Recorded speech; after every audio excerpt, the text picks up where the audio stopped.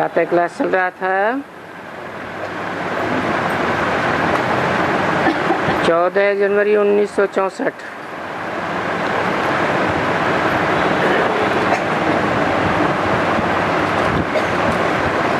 बात चल रही थी, आत्मा नहीं सुनती है, फिर कौन सुनता है?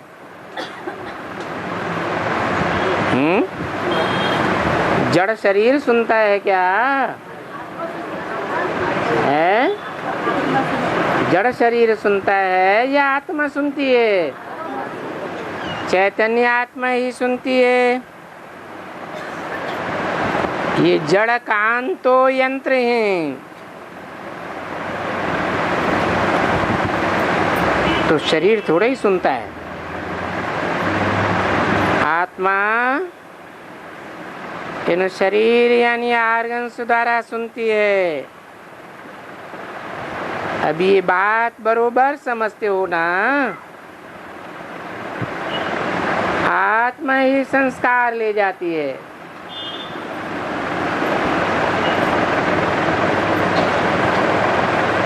जैसे बेसिक में ब्राह्मणों की दुनिया के बीच में सबसे जास्ती और सबसे पहले कौन सुनता था? है? ब्रह्मा बाबा सुनते थे। तो भक्ति मार्ग में सुनने के संस्कार सबसे जास्ती किसने धारण किए? ब्रह्मा बाबा ने धारण किए। तो जरूर आत्मा संस्कार ले जाती है। ये साधु संत लोग जो शास्त्र पढ़ते हैं वो हैं भक्ति के शास्त्र, और ज्ञान का शास्त्र तो कोई होता ही नहीं है।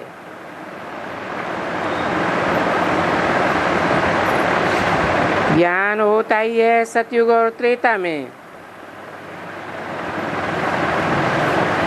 वहाँ शास्त्र होते हैं क्या?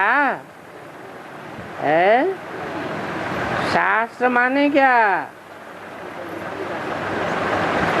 शास्त्र माना शासन करने का विधान। और शासन किन के ऊपर किया जाता है?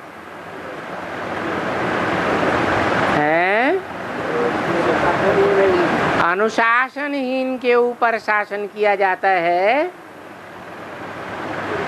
अथवा जो अपनी आत्मा से शासित हैं उनके ऊपर शासन किया जाता है। जो अनुशासनहीन होते हैं उन पर ही शासन किया जाता है। और सतयुग में तो कोई अनुशासनहीन होता ही नहीं है। सब आत्मिक स्थिति में स्थित होते हैं।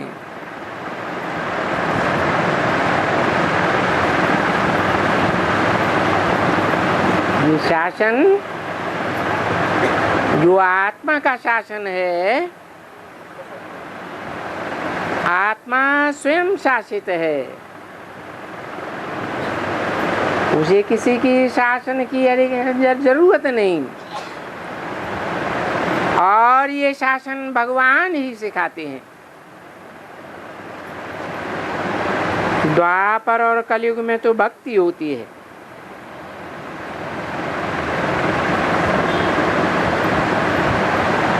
भक्ति माना मन बुद्धि रूपी आत्मा भागती रहती है, भटकती रहती है। और सतयुग त्रेता में आत्मा स्वयं शासित होने के कारण भटकती नहीं है।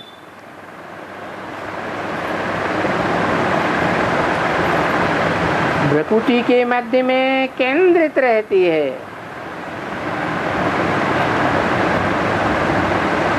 बाप ने समझाया है,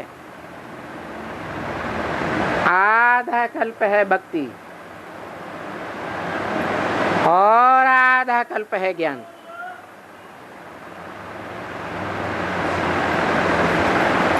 ज्ञान भगवान से आता है और भक्ति रावण से आती है। रावण माना ही अनेक मत। अनेक मत अर्थात अनेक बुद्धियों की, अनेक सिरों की मत।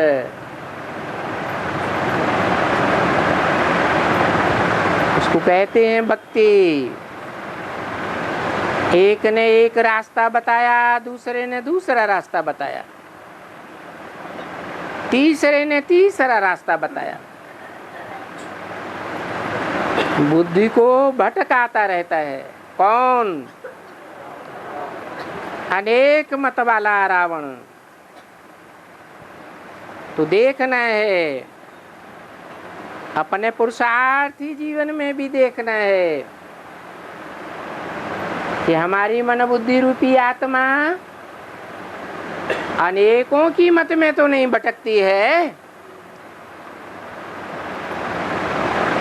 एक की मत पर स्थिर है और उस एक को पहचाना है।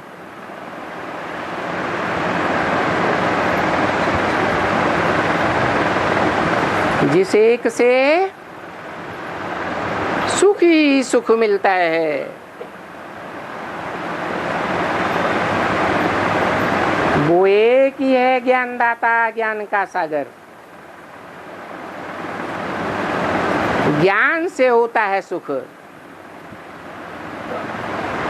और अज्ञान से होती है भक्ति, जिससे दुख ही दुख मिलता है।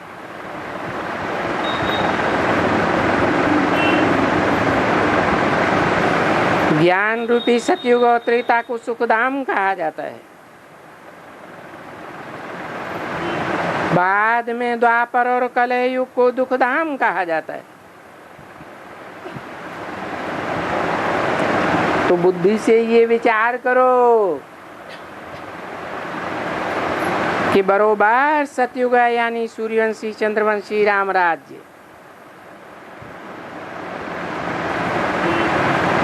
इन दोनों युगों में रावण राज्य होता ही नहीं है। कौन कौन से युगों में?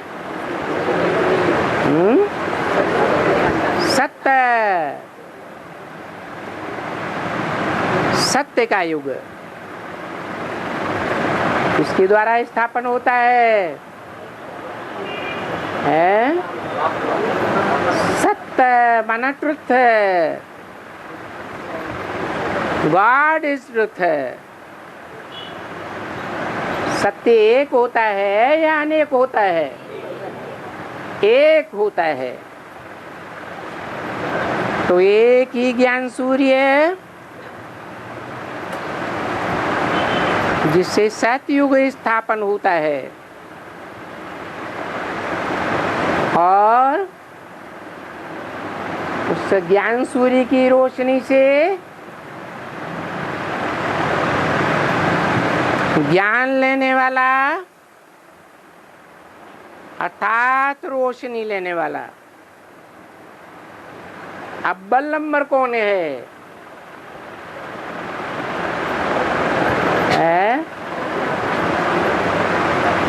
अरे ज्ञान सूर्य जब चैतन्य ज्ञान सूर्य बनकर इस सृष्टि पर आता है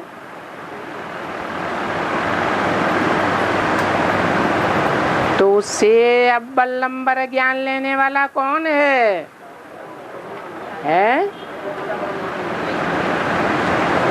अरे वो तो हुआ ही ज्ञान सूर्य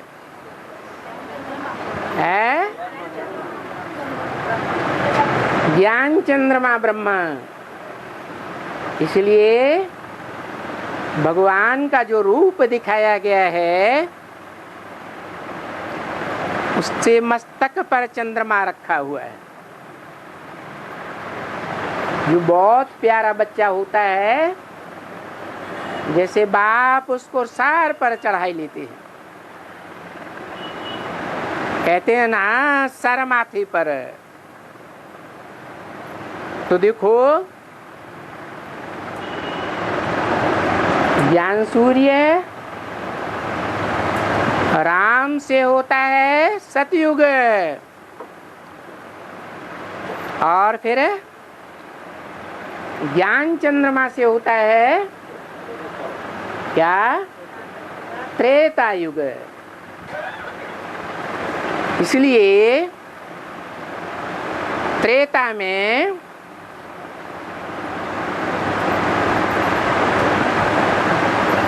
ज्ञान चंद्रमा की आत्मा कितने जन्म लेती है? 13 जन्म लेती है। राम वाली आत्मा 13 जन्म नहीं लेती है।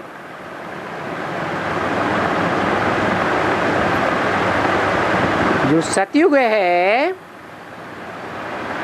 उस सतयुग में ही राम और राम की फॉलोअर्स सूर्यवंशी आत्माएं कितने जन्म लेती है?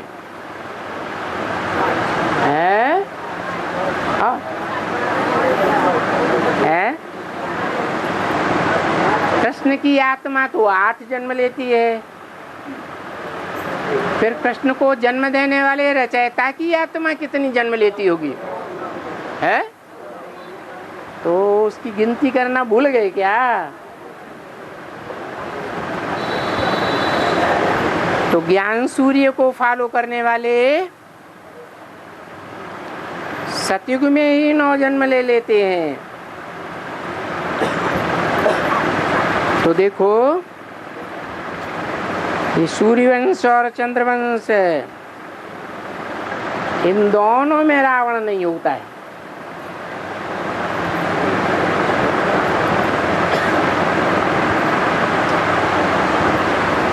दोनों में रावण नहीं होता है। बाकी रावण कहाँ होता है? द्वापर नाम क्यों पड़ा?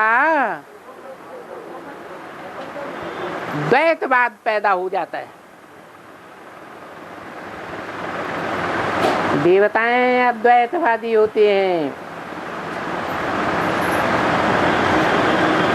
और दैत्य द्वैतवादी होते हैं। 2 मतें, 2 राज्य, 2 भाषाएं, 2 धर्म, 2 कुल, 2 मतें।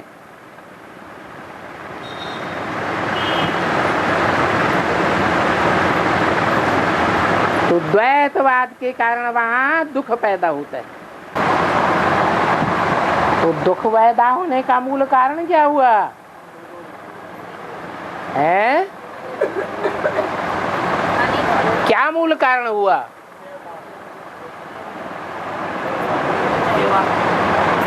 द्वैतवाद,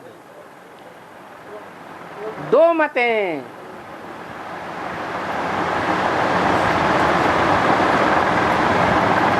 मान लो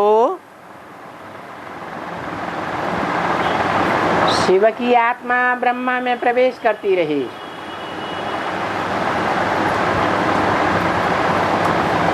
तो ब्रह्मा का व्यक्तित्व 1 हुआ या 2 हुआ?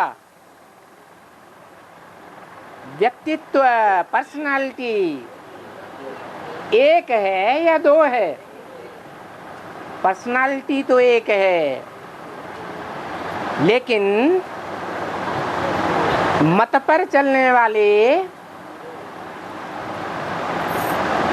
एक की मत को मानने वाले थे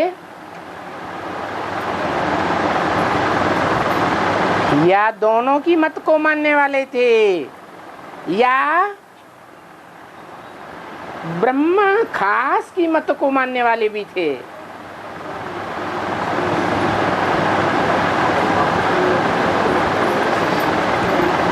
है थे ना? ब्रह्मा के मुख से जो वाणी निकली, उस वाणी को मानने वाले मुखवंशावली, और जिन्होंने मुखवंशावली बनने का प्रयत्न ही नहीं किया,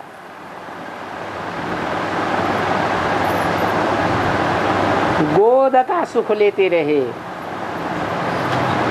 देह का सुख लेते रहे, तो देह ब्रह्मा की थी या शिव की थी? तो ब्रह्मा की मत को फॉलो किया।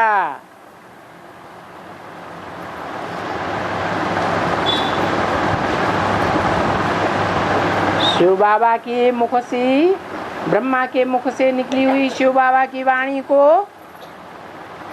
ध्यान ही नहीं दिया। तो देखो, जो द्वैतवादी होते हैं वो फिर दुख में चले जाते हैं।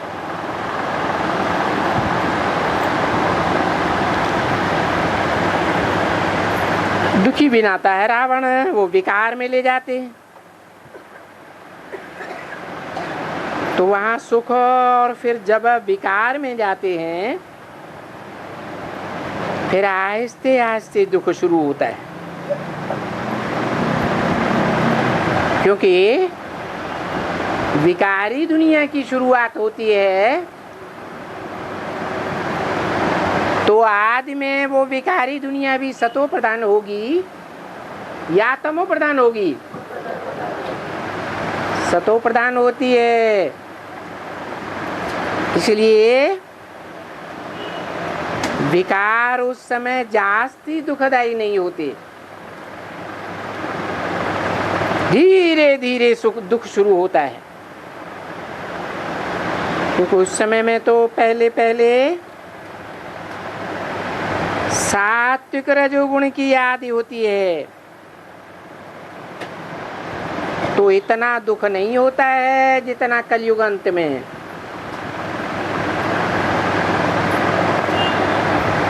पैसे बहुत हैं, क्योंकि बाप समझाते हैं कि जब सतयुग त्रेता पूरा होता है तो द्वापर में तुम्हारे पास अथाह धन रहता है।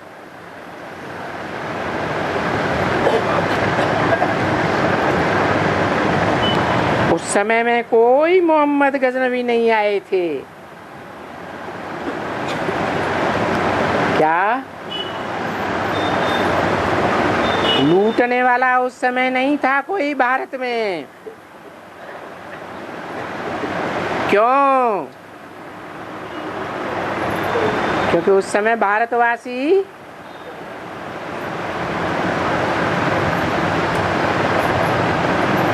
जो शास्त्र पढ़ते थे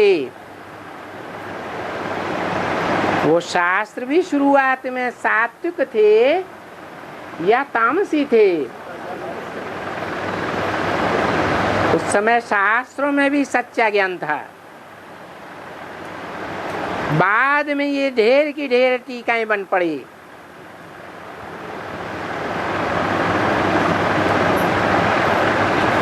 पहले गीता बनी, फिर वेद बने,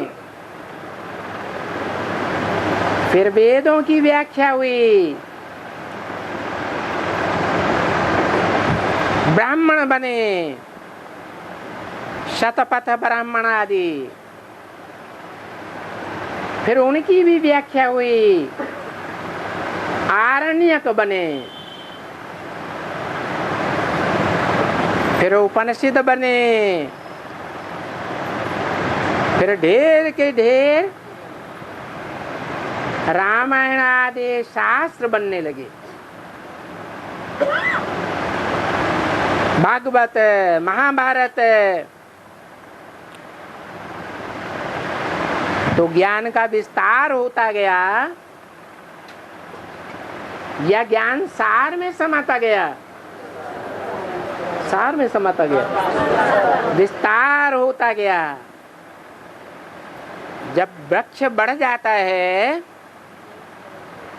विस्तार को पाता है, तो उसमें सार नहीं रहता। वृक्ष जब बीज रूप में था तो उसमें सार समाया हुआ था। कोई भी बीज को देखेंगे तो बुद्धि में उसके विस्तार का रूप भी आ जाता है। आम का, नीम का बीज देखेंगे तो बीज को देखने मात्र से ही उसके झाड़ का विस्तार बुद्धि में आ जाता है।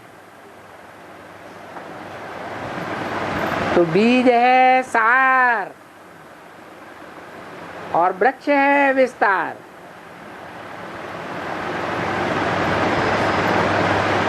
तो बताया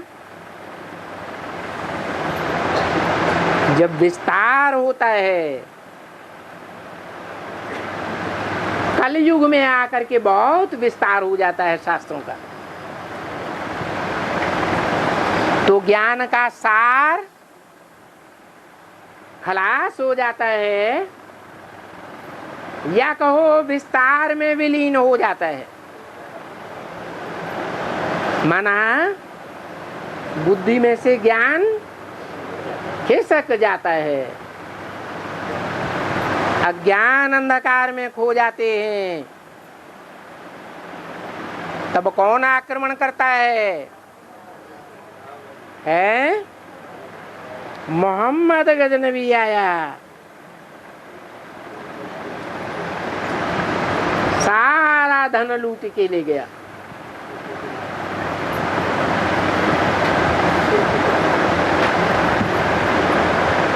वो आकर के लूट करे या कुछ भी करे,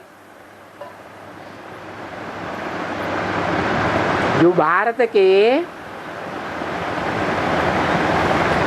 शास्त्रों के विद्वान पंडिताचार्य थे, पंडे पुजारी थे, वो समय अंधश्रद्धा में डूबे हुए थे,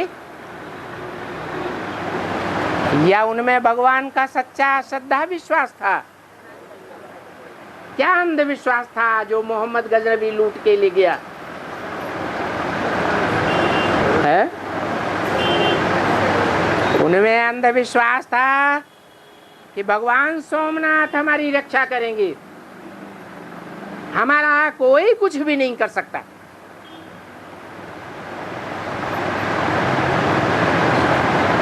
इस अज्ञान ने उस समय के राजाओं को संगठित नहीं होने दिया। कारण हुआ अज्ञान, अंधश्रद्धा, अंधविश्वास। और मोहम्मद गजनबी बार बार आक्रमण करके सारा धन लूटता रहा।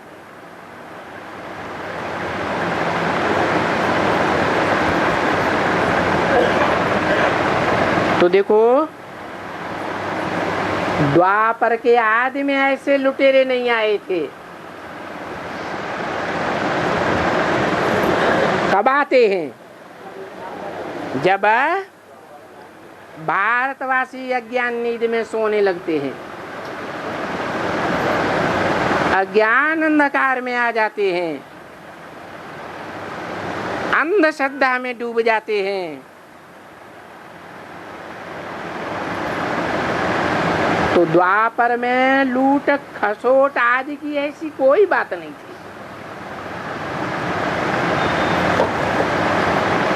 ये बातें बाप बैठ करके समझाते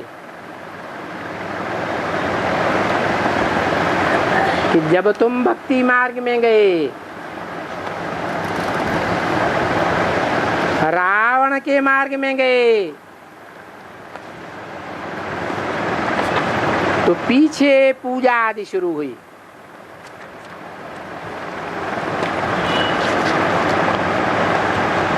रावण का राज्य शुरू हुआ।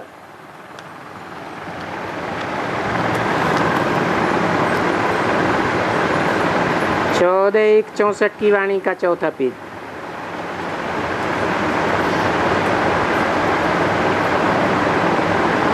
तो पीछे तुम पुजारी बनने के कारण मंदिर आदि बनाने लगे।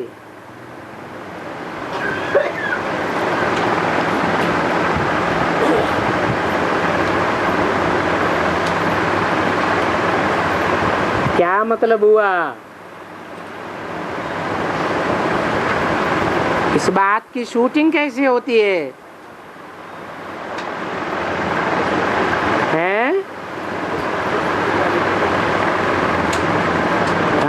ब्राह्मणों की दुनिया में हमारा असली मंदिर कौन है?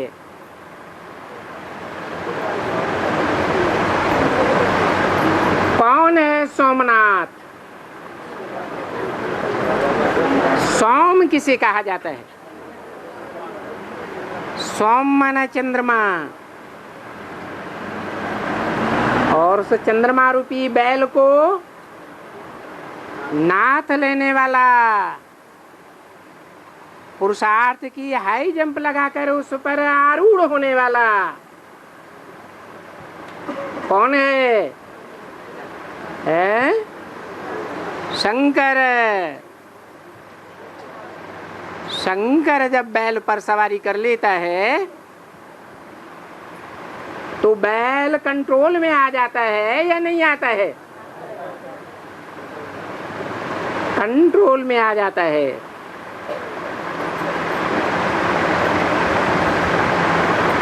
तो देखो,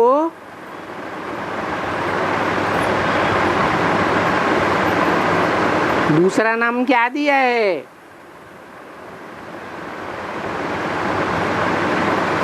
जहां बैल को कंट्रोल किया गया है पशुपतिनाथ। पशु कौन है? बैल ही पशु है।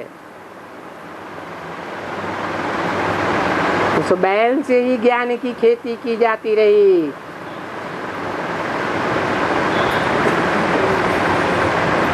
तो देखो, उस ज्ञान सूर्य की पहचान माना ज्ञान। अगर पहचान नहीं है तो अज्ञान है। द्वापर के आदि में सात्विक भक्ति थी, वो कैसी थी? तामसी थी या सतो प्रधान थी? भक्ति भी सतो प्रधान थी। तो किस एक की पूजा की जाती थी? है एक? अरे जोर से बोलो। शिव की पूजा की जाती थी। क्या शिव बिंदी की पूजा की जाती थी? है? नहीं, शिव ज्योति बिंदु की पूजा नहीं होती है। पूजा के लिए बड़ा रूप चाहिए या बिंदु रूप चाहिए? बड़ा रूप चाहिए। जो सदैव आत्मा है शिव ज्योति बिंदु, वो बड़ा रूप होता है कभी? है? वो तो बड़ा नहीं होता। हाँ, शिव बाप जब इस सृष्टि पर आते हैं और आकर के जिस मुकर्रर रथ का आधार लेते हैं, जो मुकर्रर रथ है, बाप समान स्टेज को प्राप्त करके बैल के ऊपर आरूढ़ हो जाता है, तब सोमनाथ कहा जाता है। नाथ क्यों है? अरे बैल में नाथ कब डाली जाती है? हैं? हाँ, बैल में जब नाथ डाल दी जाती है तो वो ज्ञान की खेती के योग्य हो जाता है।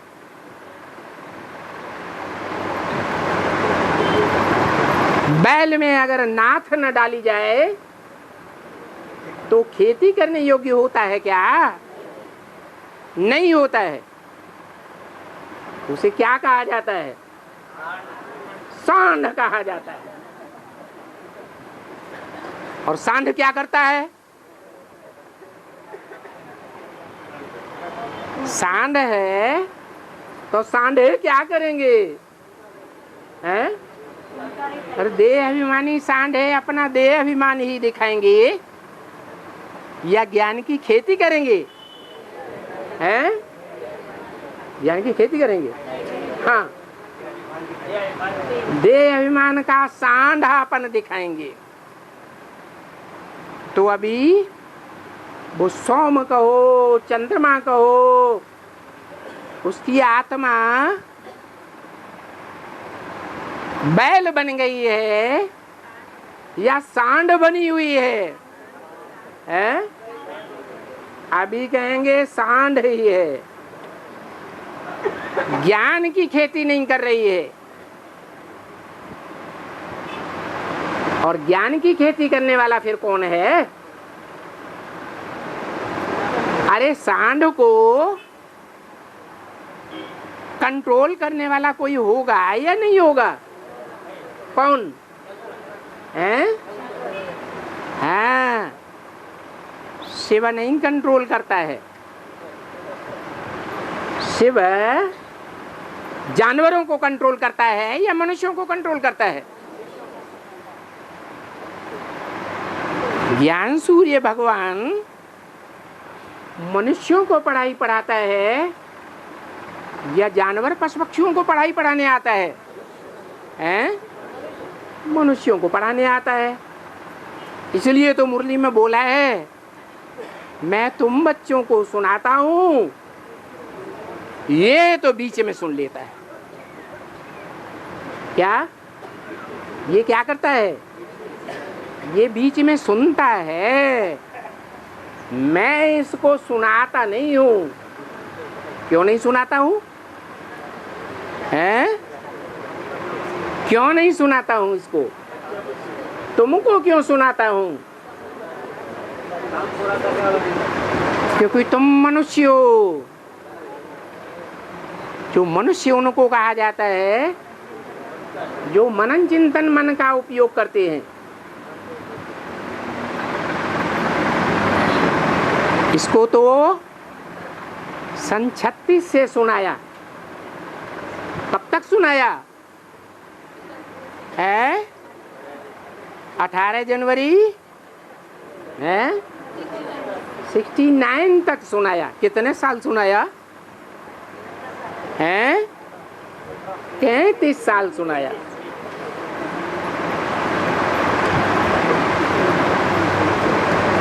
जो सुनाया उस पर मनन चिंतन कभी किया क्या है?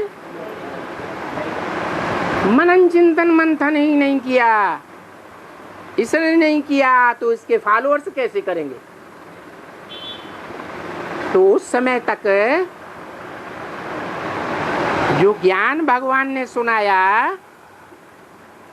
उसको ज्ञानामृत कहेंगे, हैं? ज्ञानामृत नहीं कह सकते। जो सोई हुई आत्माएं, मृत प्राय आत्माएं,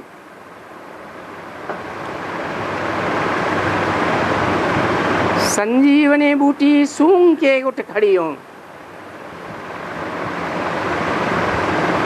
वो ज्ञान उस समय तक नहीं था। बाद में मनन चिंतन मंथन के बाद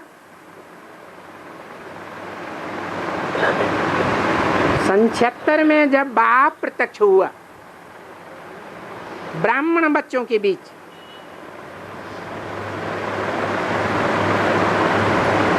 तो ज्ञान का विस्तार होने लगा। मंथन से सबसे पहले क्या निकलता है? हालाहल विषय निकला और अंत में क्या निकलता है? ज्ञान का अमृत निकलता है।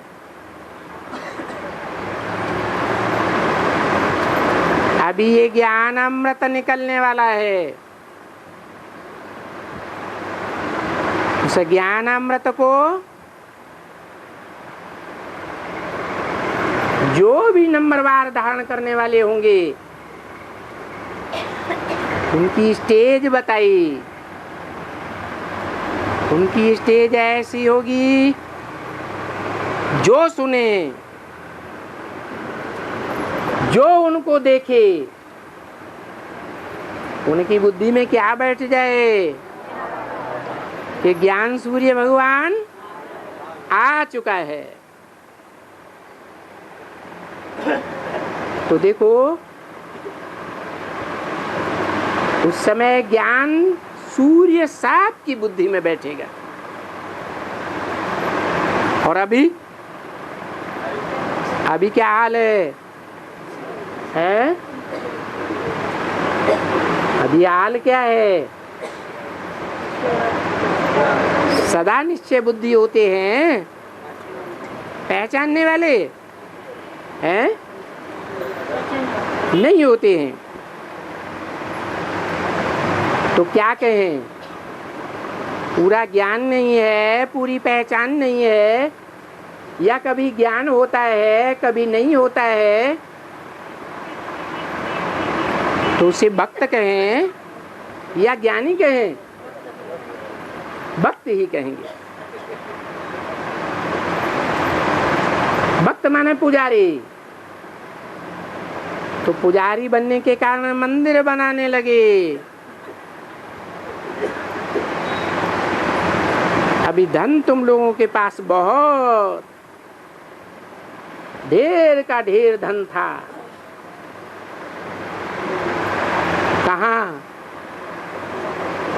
कहाँ था? हैं? सोमनाथ मंदिर में। वो मंदिर जड़ था या चैतन्य था? जड़ मंदिर था। और अभी है, अभी चैतन्य मंदिर है। तो चैतन्य मंदिर में वो अतिचार, ढेर का ढेर धन है या नहीं है? है तो बहुत ढेर धन।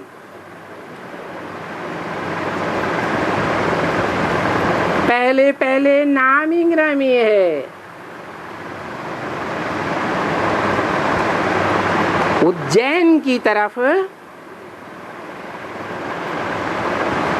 सोमनाथ का मंदिर था।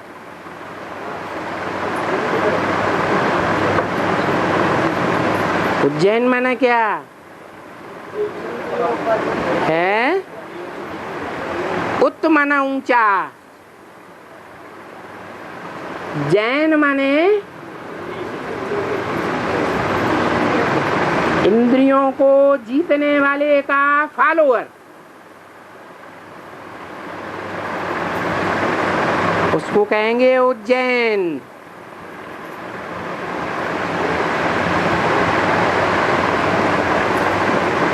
ये सोमनाथ के मंदिर में मिल्कियत बहुत थी।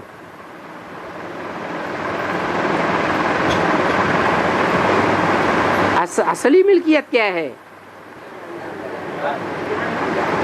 वो तो संगम युग में होती है।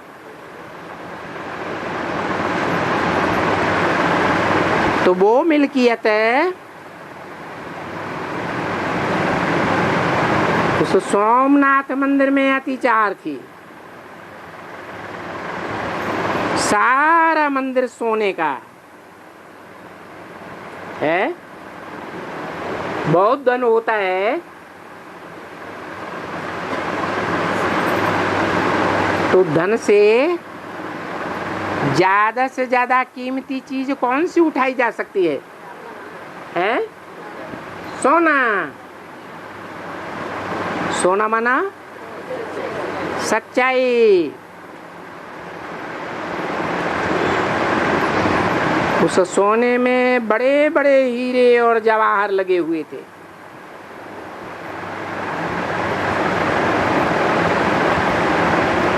हीरे माना का जड़ हीरे ही लगे हुए थे। हैं? चैतन्य हीरे कौन से? हाँ, उस सोमनाथ मंदिर में द्वापर के आदि में चैतन्य हीरे माना अंधेरे में भी रोशनी की चमक मारने वाले ज्ञान की रोशनी की चमक होती है ना, ऐसे हीरे जड़े हुए थे और जवाहरात भी लगे हुए थे। जवाहरात होते हैं ना, हीरे की तो बहुत कीमत होती है, फिर जवाहरात होते हैं, माणिक्य, पन्ना, मोती, माणिक्य, वैडूर्य, तो ढेर के ढेर हीरे जवाहरात लगे हुए थे। किसके साथ लगे हुए थे? हैं? हैं? ये हीरे जवाहरात जड़े हुए थे, लगे हुए थे, इसका क्या मतलब हुआ है? अरे हद में तो समझ गए, बेहद में क्या अर्थ हुआ है? बेहद में ये हीरे जैसी आत्माएं अष्टदेव और जवाहरातों जैसी श्रेष्ठ आत्माएं वो ज्ञान सूर्य बाप की सहयोगी थी। अर्थात उस मंदिर में वो हीरे जवाहरात जड़े हुए थे। मंदिर कौन सा हुआ है? सोमनाथ मंदिर। अरे जड़ या चैतन्य? चैतन्य। और हीरे जवाहरात भी चैतन्य। उस मंदिर की कभी कोई कीमत नहीं आंक सकता। देखो, तुम जानते हो कि बरोबर जब मोहम्मद गजनबी आया लूटने के लिए,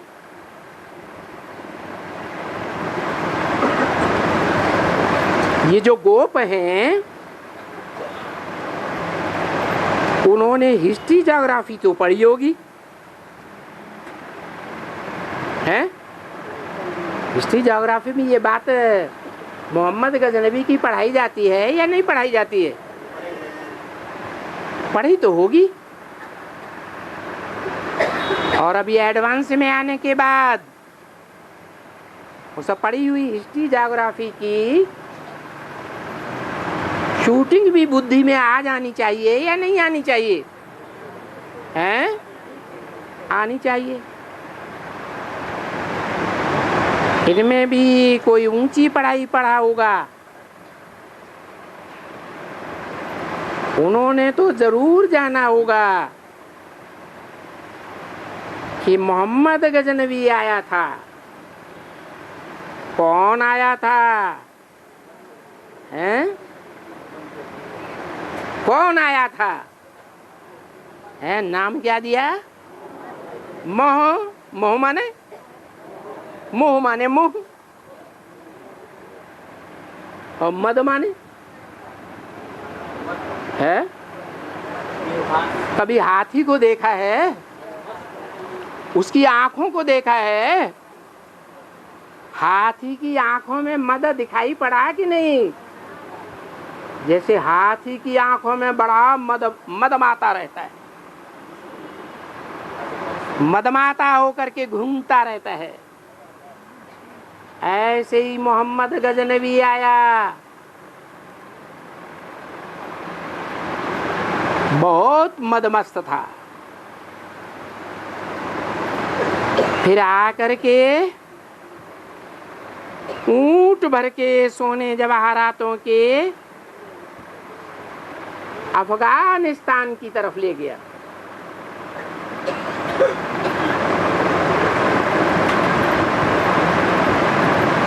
कहाँ ले गया?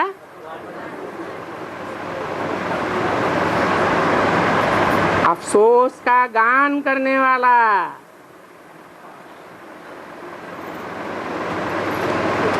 अफगानी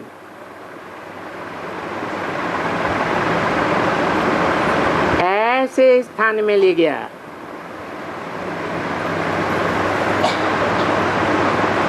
अफगानिस्तान कहाँ है? मुसलमानों का देश कौन सा है हमारे नजदीक? पाकिस्तान। उस पाकिस्तान के भी उस पार अफगानिस्तान। तो बताओ उसने कितने मंदिर लूटे होंगे? है कितने? अरे 2, 5, 10, 50 कितने लूटे होंगे? हैं? अरे सैकड़ों मंदिर लूटे। माला में कितने मणके होते हैं? सबको लूटा। कोई एक सोमनाथ मंदिर कोई नहीं लूटा। किसने लूटा? जिसके मुंह में मद भरा हुआ था, माने बहुत रूपवान था। क्या कैसा था? बहुत रूपवान था। और कलयुग के अंत में जो स्त्री पुरुष होते हैं वो किसके ऊपर मोहित हो जाते हैं? हैं? रूप स्वरूप के ऊपर मोहित हुए और हुआ सत्यानाश।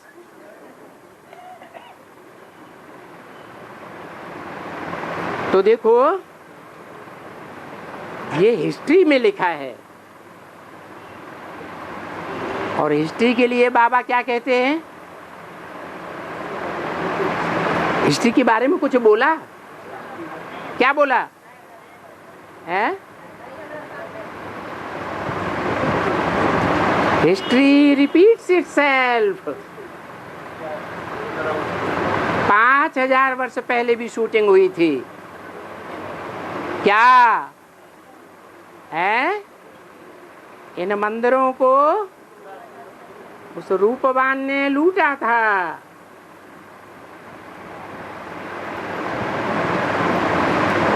तो उन मंदिरों में ये एक है सोमनाथ का मंदिर। मुख्य मंदिर था, परंतु मंदिर जब राजाएं बनाते हैं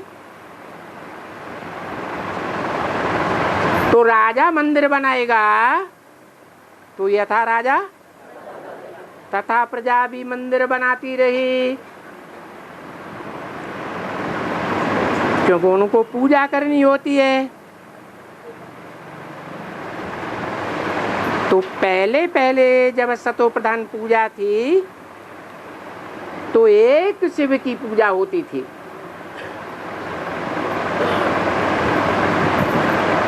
क्या मतलब?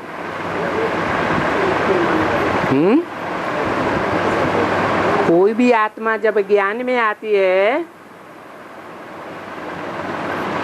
तो जो पूज्य भाव होता है, चाहे बेसिक में आई हो चाहे एडवांस में आई हो, शुरुआत में एक के प्रति पूज्य भाव बुद्धि में होता है कि अनेकों में बुद्धि बटी हुई होती है। तो पहले पहले पूजा शिव की होती है। और ये सोमनाथ भी शिव का मंदिर है।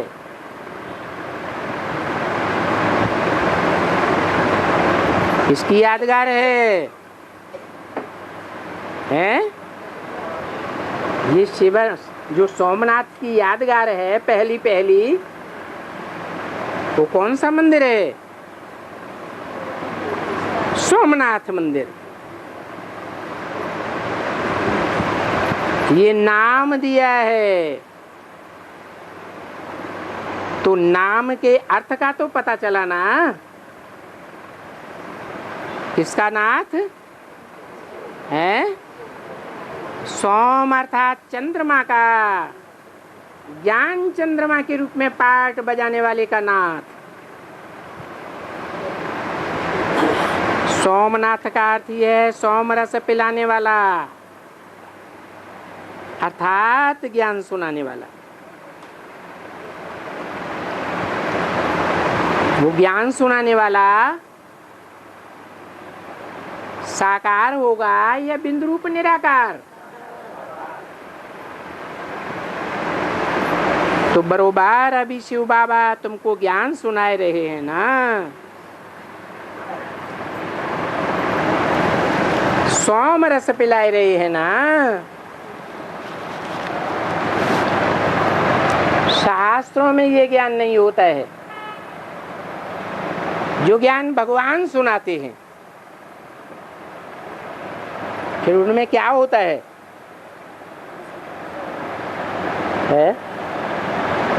अरे शास्त्रों में ज्ञान नहीं होता है तो क्या होता है? अरे अज्ञान ही होता है। अज्ञान माने भक्ति। शास्त्र पढ़ते रहते हैं, भगवान को ढूंढते रहते हैं, मंदिर मस्जिद गिरजाघरों में भागते रहते हैं, तीर्थों ठिकानों में बुद्धि भागती रहती है। उसको कहते हैं भक्ति। तो भक्ति की ऐसी ही अटल पटल बातें सब शास्त्रों में बैठ करके लिखी हैं।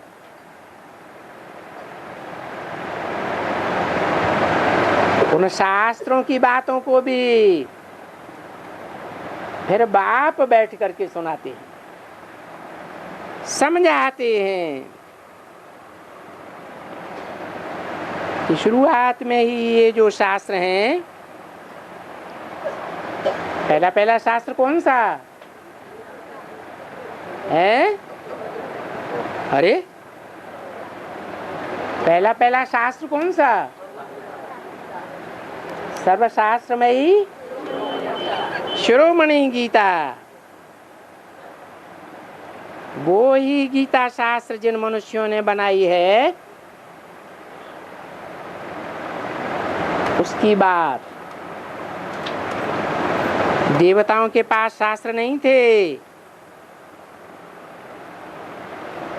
और न वो शास्त्र बनाते थे। मनुष्यों ने ये सभी शास्त्र बनाए हैं।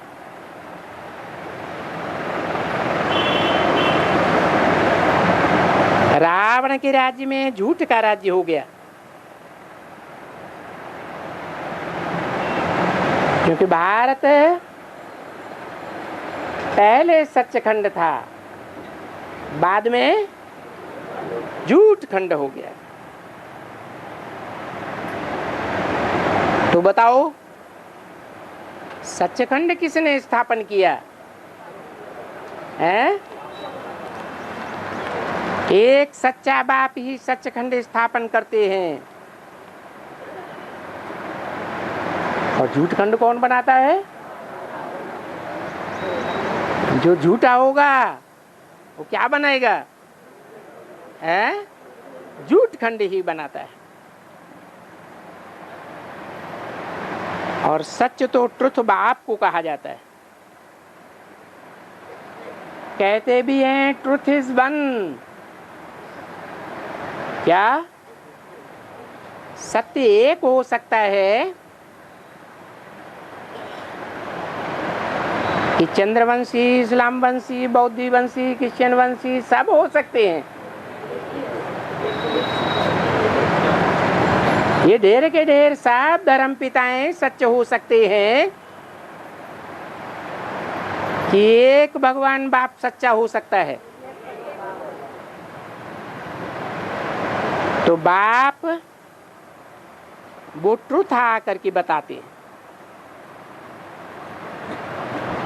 कहते हैं कि मुझे ट्रुथ कहते हैं।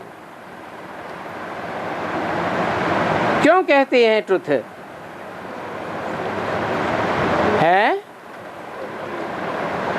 अरे बाप को सत्य क्यों कहते हैं? है?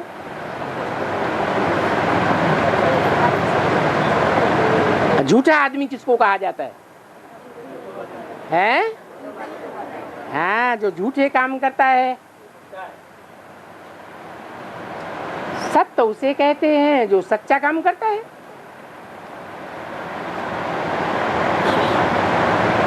कहाँ का सदैव वासी है? सत्य धाम का वासी है। क्या है? क्यों? जो झूठ खंड हैं, अमेरिका, इंग्लैंड, अफ्रीका, ऑस्ट्रेलिया, चीन, जापान, इनका वासी नहीं है क्या है? भारतवासी है। सच्चा बाप सच्चखंड का ही वासी है। मैं इस भारत को जो अभी झूठ खंड बन गया है, कहते हैं झूठी माया, झूठी काया, झूठा सब संसार, उस भारत को सच्चखंड बनाता हूं। तुमको सिखलाता हूं कि तुम सच्चे देवताएं कैसे बनते हो। हैं? सच्चे देवताएं कौन होते हैं और झूठे देवताएं कौन होते हैं? अरे, पक्के देवताएं कौन होते हैं और कच्चे देवताएं कौन होते हैं? है? अरे, जो देवात्माएं कन्वर्ट नहीं होती हैं, कोई भी जन्म में दूसरे धर्म में कन्वर्ट नहीं होते हैं, उन्हें कहेंगे सच्चे। और सतयुग त्रेता के बहुत से देवताएं ऐसे भी तो हैं जो कन्वर्ट हो जाते हैं, उनको क्या कहेंगे? हैं? झूठे। तो देखो,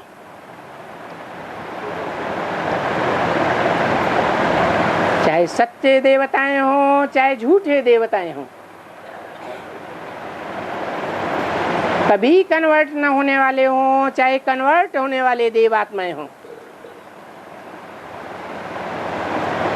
यहाँ इस पुरानी दुनिया में तो सभी आते हैं। आते हैं कि नहीं? यहाँ तो सैकड़ों आते हैं।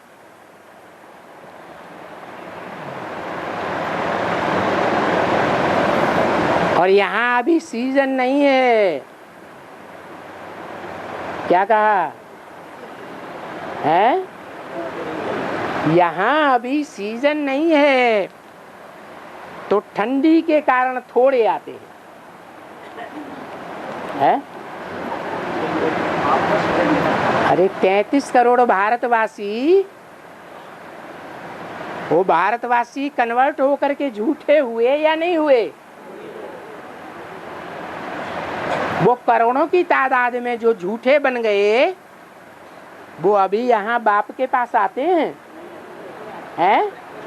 क्यों नहीं आते हैं? क्योंकि अभी सीजन कैसा है? हैं? ठंडा सीजन है। क्यों? ऊनी कपड़े तो कोई नहीं पहने बैठा है। हैं?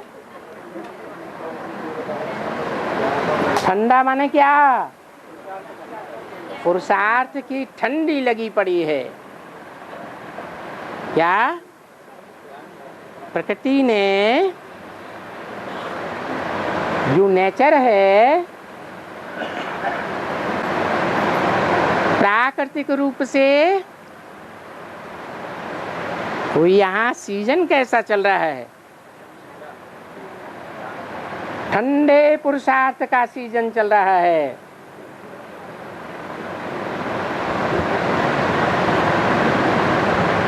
सिखों के लिए कहते हैं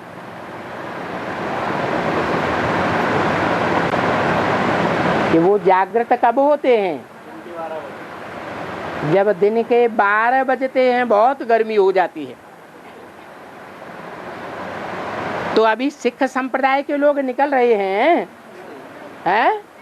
नहीं निकल रहे। क्यों?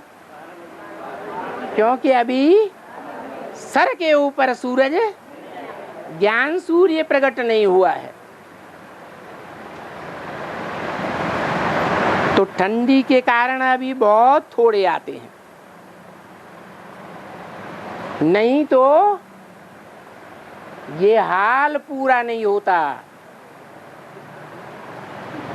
क्या? ये ठंडी का सीजन अगर खत्म होगा तो इतने आवेंगे कि हाल में समा नहीं सकेंगे। अभी तो कसम कस करके समा जाते हैं ना।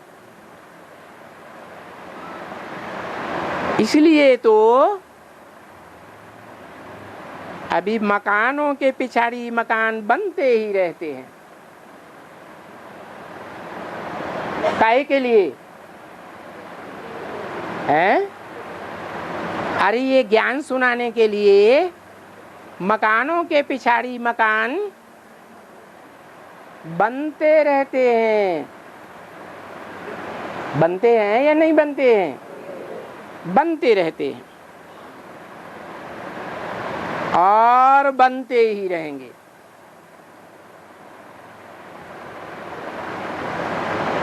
ये ज्ञान सुनने सुनाने के लिए, सच्चखंड स्थापन करने के लिए कितने मकान बन जावेंगे दुनिया में, है? बाबा ने बोला तुम्हारे सेंटर्स लाखों की तादाद में स्थापन हो पड़ेंगे और करोड़ों के तादाद में मूर्तियां छपने लग पड़ेंगी, चाहे डीवीडी में चाहे अखबारों में। बहुत बनेंगे। जैसे पहले पहले छोटा मकान था, बेसिक में भी छोटा था, फिर एडवांस में भी छोटा मकान था। बेसिक में छोटा मकान कौन सा था? बाबा ने बोला जब ये सत्संग शुरू किया तो माउंट आबू में शुरुआत में जो खपरेल का मकान था, जहाँ बाबा बैठे रहते थे, उसके सामने एक मम्मा की कोठरी थी। तो मम्मा की कोठरी से भी छोटा मकान था बेसिक में। ऐसे ही एडवांस में भी क्या था? छोटा मकान था। कहाँ था? है? अभी देखो कितने मकान बनते जाते हैं।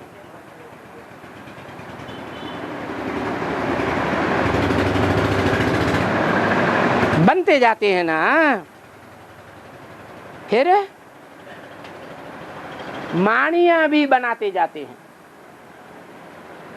एक एक मकान में दो दो तीन तीन चार चार मंजिल भी बनाते जाते हैं। कहाँ? बेसिक में या एडवांस में भी? एडवांस में भी बनाते जाते हैं। फिर जो जो भी मकान मिलते हैं, क्या कहा? क्या कहा? फिर बाद में जो जो भी मकान मिलते हैं खरीद करने लग पड़ते हैं। धंधा बहुत बढ़ता है तो दुकानें ज्यादा चाहिए ना, हैं? नहीं चाहिए? दुकानें ज्यादा बनेंगी तो धंधा ज्यादा बढ़ेगा।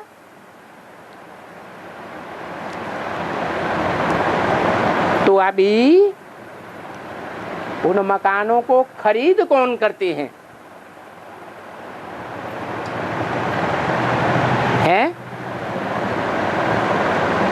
उन मकानों को कौन खरीद करते हैं? शिव बाबा ब्रह्मा द्वारा खरीद करते हैं। किसके द्वारा? ब्रह्मा द्वारा खरीद करते हैं। कोई मकान खरीद करते हैं तो रजिस्ट्रेशन किनके नाम होता है? हैं? मम्मा बाबा के नाम।